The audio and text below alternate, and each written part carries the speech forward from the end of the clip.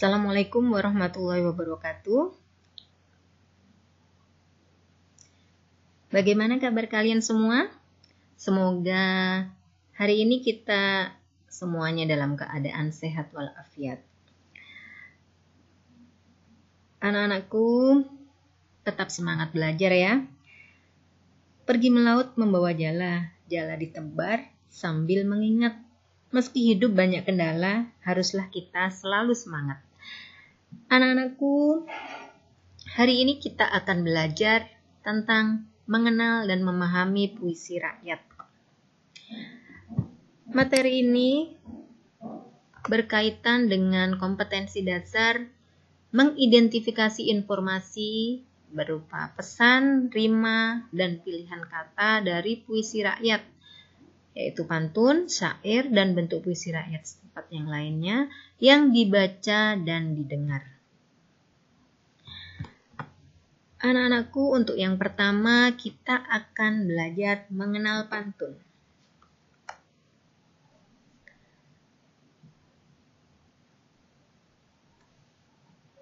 Anak-anak, pantun itu merupakan salah satu puisi lama.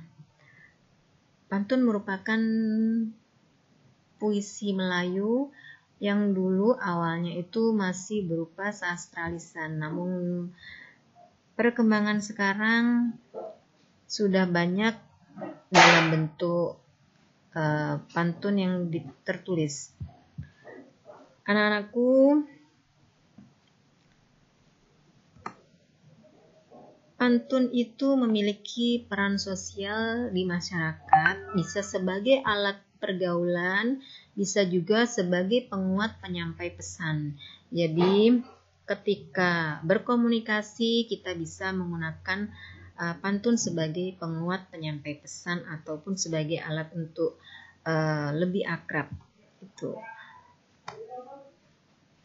Fungsi pantun itu sebenarnya untuk mendidik dan sekaligus untuk menghibur.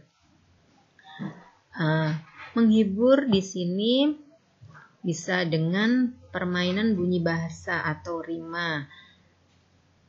Isinya untuk menegur meskipun secara tidak langsung. Nah, maksudnya adalah untuk memberi nasihat. Itu ya. Itu fungsi dari pantun. Ciri-ciri pantun. Pantun itu terdiri dari 4 baris tiap baitnya. Nah, tiap baris itu terdiri dari 8 sampai 12 suku kata. Rima di akhir baris itu bersajak AB. Baris pertama dan baris kedua berupa sampiran, sedangkan baris ketiga dan baris keempat merupakan isi.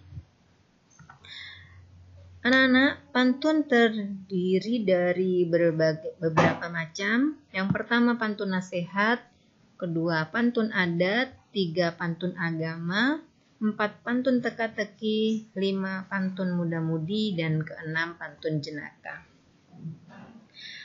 Di sini akan Ibu contohkan satu pantun.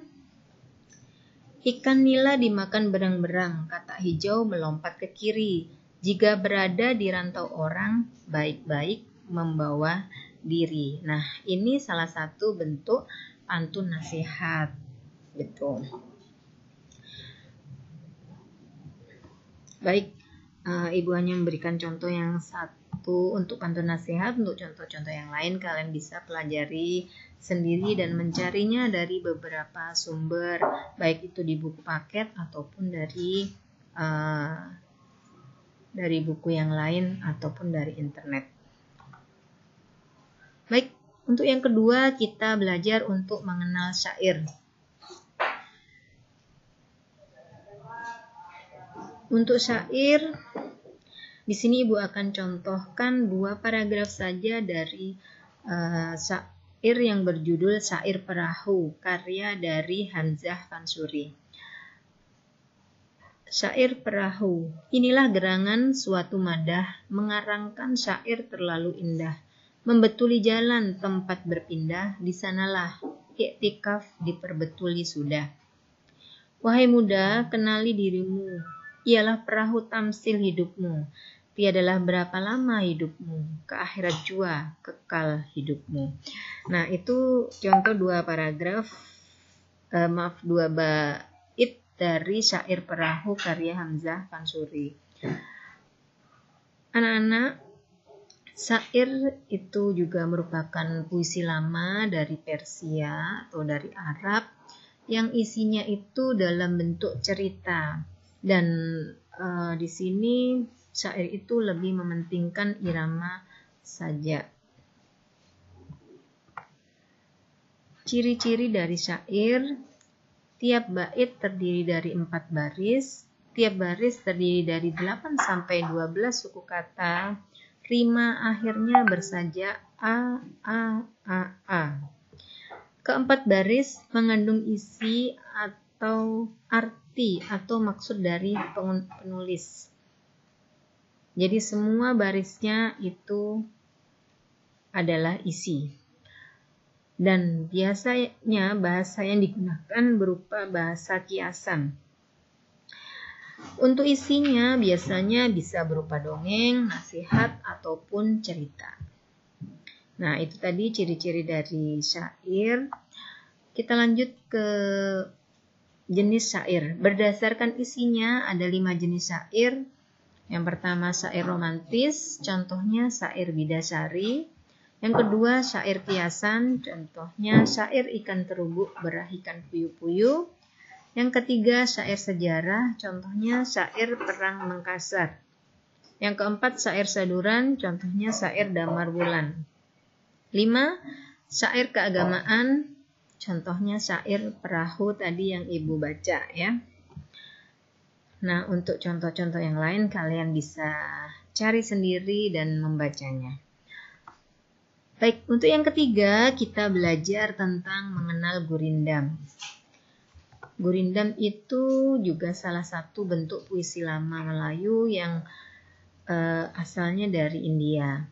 Dalam gurindam ini syarat nilai agama dan nilai moral. Anak-anak, ciri gurindam, satu baitnya itu terdiri dari 2 baris dan kesemuanya ini merupakan satu kesatuan antara baris yang satu dengan baris kedua, antara bait yang satu dengan bait berikutnya. Itu merupakan satu kesatuan.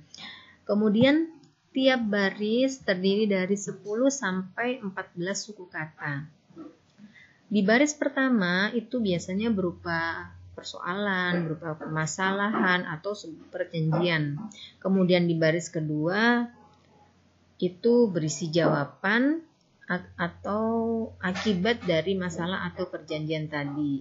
Nah, di tiap barisnya itu memiliki rima. Rimanya sama. Baris 1 dan 2 itu misalnya AA, kemudian di bait berikutnya BB, bait 3 CC dan seterusnya gitu. Kemudian isi gurindam ini bisa berupa nasihat, filosofi atau berupa kata-kata mutiara. Nah, untuk contohnya di sini Ibu akan bacakan beberapa bait saja ya. Apabila kelakuan berbudi baik, hidup menjadi indah, tak akan merugi. Dengan orang tua jangan pernah melawan, kalau tidak mau hidup berantakan. Jagalah hati, jagalah lisan, agar kau tidak hidup dalam penyesalan. Sayangilah orang tua dengan sepenuh hati, itulah cara menunjukkan bakti. Belajar janganlah ditunda-tunda, karena kamu tidak akan kembali muda. Jika kamu terus menunda, hilanglah sudah kesempatan berharga. Masa lalu biarlah berlalu, masa depan teruslah kau pacu. Lestarikan alam kita sebelum alam menjadi murka. Belajarlah demi masa depan untuk mencapai semua harapan. Apabila mata terjaga, hilanglah semua dahaga. Apabila mulut terkunci rapat, hilanglah semua bentuk maksiat. Apabila tangan tidak terikat rapat, hilanglah semua akal sehat. Jika hendak menggapai cita-cita, bekerjalah lebih dari rata-rata. Dan masih ada beberapa bait lagi yang bisa kalian baca sendiri. Anak-anakku, Ibu rasa cukup untuk materi hari ini. Semoga yang Ibu sampaikan bermanfaat bagi kalian dan kalian bisa memahami tentang puisi rakyat yang ada di negara kita, yaitu pantun, syair, ataupun gurindam. Terima kasih atas perhatiannya. Ibu akhiri. Wassalamualaikum warahmatullahi wabarakatuh.